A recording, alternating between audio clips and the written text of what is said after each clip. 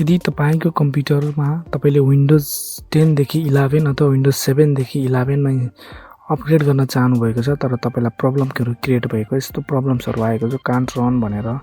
अनि secure boot not is enable भनेर यसरी आएको छ भने यो प्रब्लमबाट कसरी सल्भ गर्नु स्टेप बाइ स्टेप म तपाईलाई अपग्रेड गर्न सिकाउँछु भिडियो पुरा हेर्नु होला च्यानललाई सब्स्क्राइब गर्न नबिर्सनु होला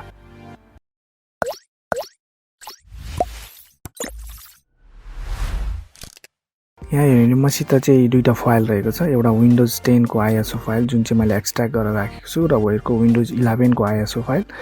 दुईटै मैले भिडियोको डिस्क्रिप्सनमा दिएको छु तपाईले डाउनलोड गरेर राख्नु होला यो 4 जिबी को लगभग 5 जिबी को रहेको छ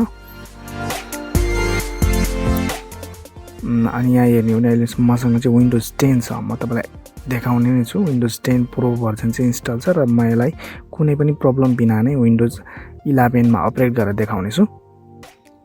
त्यसको लागि तपाईले आफ्नो विन्डोज 11 जुन छ त्यसको फोल्डर भित्र गएर सोर्स भन्ने फोल्डरमा गएर install.win भन्ने यो फाइल छ यो फाइललाई चाहिँ कपी गरेर अनि विन्डोज 10 को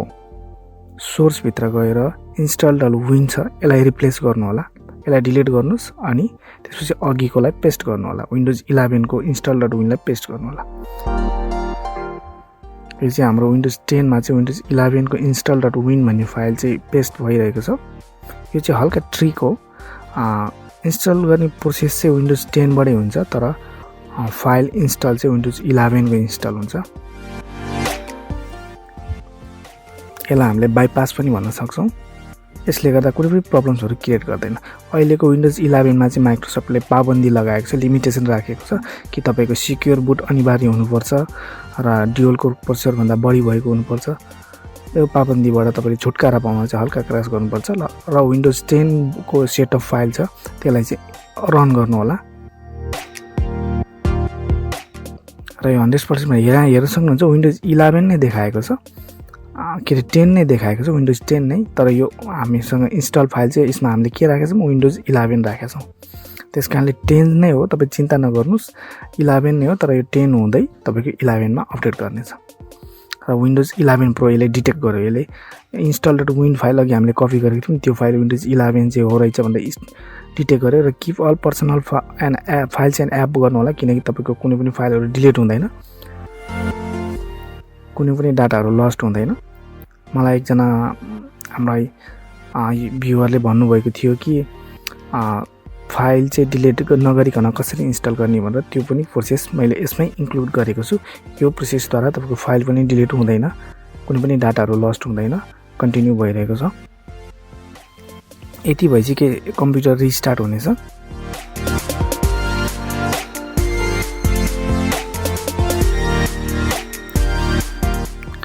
र तपाईको चाहिँ अपग्रेड गर्न यसले सुरु गर्नेछ तपाई चुप लागेर बस्नु होला केही गर्नु पर्दैन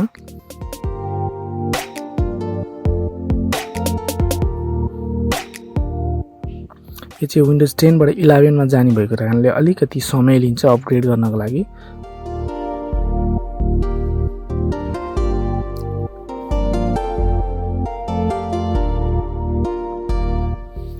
यदि तपाई मेरो च्यानलमा नयाँ हुनुहुन्छ भने हामी यस्तै टेक्नोलोजी सम्बन्धी भिडियोहरु नेपाली भाषामा लिएर आउँछौं यदि तपाईलाई कुनै पनि प्रब्लम्सहरु फेस गर्नु परेको छ कम्प्युटर हार्डवेयर सफ्टवेयर सम्बन्धी भने हामीलाई कन्ट्याक्ट गर्न सक्नुहुनेछ र हामीलाई तपाईले चाहिँ कमेन्ट गरेर भिडियोमा कमेन्ट गरेर पनि सोध्न सक्नुहुन्छ र हामी त्यस सम्बन्धी भिडियोहरु लिएर आउने नै छौं र तपाई कम्प्युटर हार्डवेयर सम्बन्धी सिक्न चाहनुहुन्छ भने च्यानललाई सब्स्क्राइब गर्न नबिर्सनु होला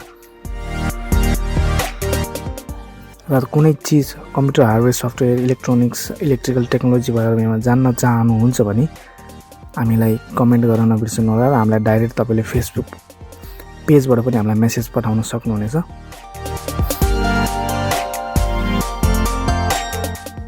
यहाँ हेर्नुस् यो चाहिँ विन्डोज 11 को जुन स्टार्टअप एनिमेसन हो अब यसपछि हाम्रो विन्डोज 11 हेर्नुस् यस्तो इन्टरफेस आएको छ तपाईले हेर्न सक्नुहुन्छ यो विन्डोज 11 को इन्टरफेस हो र यसमा के फिचर छ त्यसको बारेमा पनि मैले भिडियो लिएर आउने छु च्यानललाई सब्स्क्राइब गर्न नबिर्सनु होला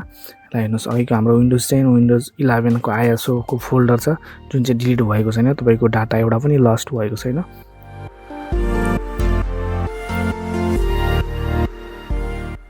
र अबाउट मा हामीले गएर हेर्यौं भने विन्डोज 11 तपाईले पाउन सक्नुहुनेछ यो चाहिँ विन्डोज 11 को इन्टरफेस हो यसरी नै तपाईले आफ्नो कम्प्युटर अथवा ल्यापटप चाहिँ विन्डोज 11 मा अपग्रेड गर्न सक्नुहुन्छ यदि तपाईलाई यो भिडियो राम्रो लाग्यो भने भिडियोलाई लाइक गर्न नबिर्सनु होला र सकेसम्म शेयर गरिदिनु होला आफ्नो ग्रुप र पेजहरुमा अरूहरुले पनि विन्डोज 11 लाई अपग्रेड गर्न पाउन्